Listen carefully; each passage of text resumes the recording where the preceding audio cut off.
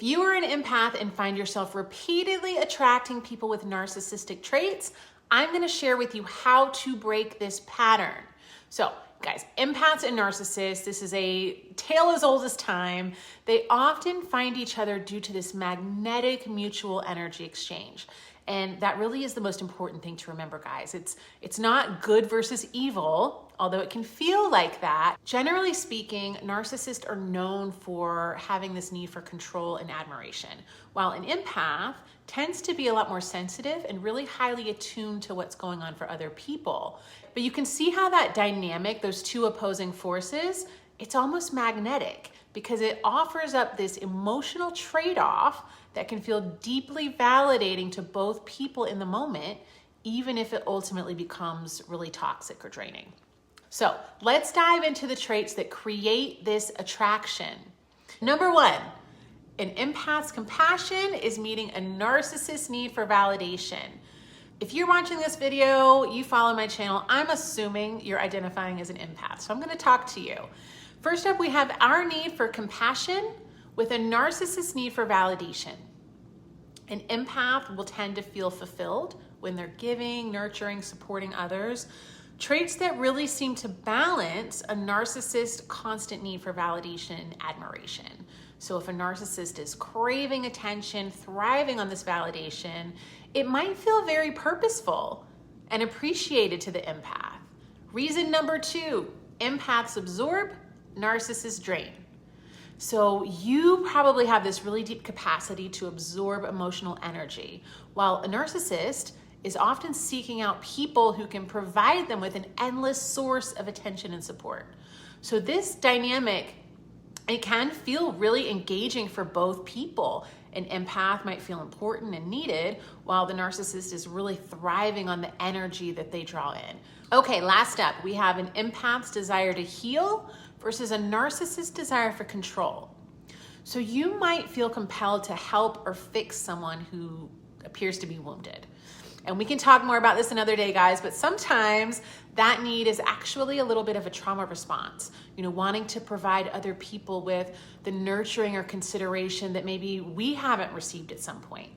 Not always the case, just throwing that out there, it could be. Narcissists, you know, who often have emotional scars of their own, they might exploit this, presenting as if they're in need of help to gain some leverage or control in the relationship. So you might initially find purpose in saving or supporting this person, but then this quickly becomes a cycle that's just draining over time. And meanwhile, the other person is gaining more power and control in this relationship. So how do we break free? Number one, we recognize the red flags. Pay attention to manipulative behaviors like gaslighting, love bombing, constantly needing validation. Any sort of manipulation or frequent boundary crossing can be a big time red flag. So if you find yourself excusing behavior, justifying behavior that drains you, we really do have to question that. You know, you are prone to seeing the good in people, which is such a beautiful trait, thank you, but it can also cloud judgment and it can block your intuition. Next up, we set and enforce boundaries. Empaths, myself included, guys, we are notorious for not setting boundaries. So you might have a tendency to prioritize other people's needs, their feelings. You might have a fear of conflict or confrontation. That's also a really big barrier to setting boundaries. So this can lead you to really accommodating other people instead of asserting your own needs. So we need to clearly and compassionately communicate what we will and won't put up with and not be afraid to say no. And I know this is easier said than done, but hear me out. Boundaries aren't punishments. They are actually a really big service to other people. You are letting people know how they can be a part of your life. And setting a boundary could be as simple as, you know, if someone's shouting at me, I'm not going to respond until they're done shouting. It could be, I need 3 nights a week to myself. Whatever you need in your life and relationships to feel centered and grounded within yourself, that's what you need to be focused on. And that's what you need to set boundaries around. I promise you guys, the only people who will be offended by your boundaries are who? The people accustomed to crossing them. So pay attention to who gets upset with you for trying to establish boundaries to protect your peace. That's a really good sign that something is off in that connection. Number 3, we stop trying to fix other people. Guys, it is not your job to heal or rescue anyone. Focus on your own growth. Let others be responsible for their own emotional well-being. So that, the next time someone leans on you to fix a problem, consider whether they're equally supportive of you. Like, would they reciprocate if the situation were reversed? Because a lot of times in these relationships, you'll know offhand, no, actually they would not. So if you sense that maybe some of your relationships have become one-sided, that's a good gut check to see if it's healthy for you. Number 4, we are gonna prioritize self-care. This is just like that airline edict to put the mask on yourself before you help someone else, the plane's going down. Regularly check in with your own energy levels and seek out relationships and environments that uplift you.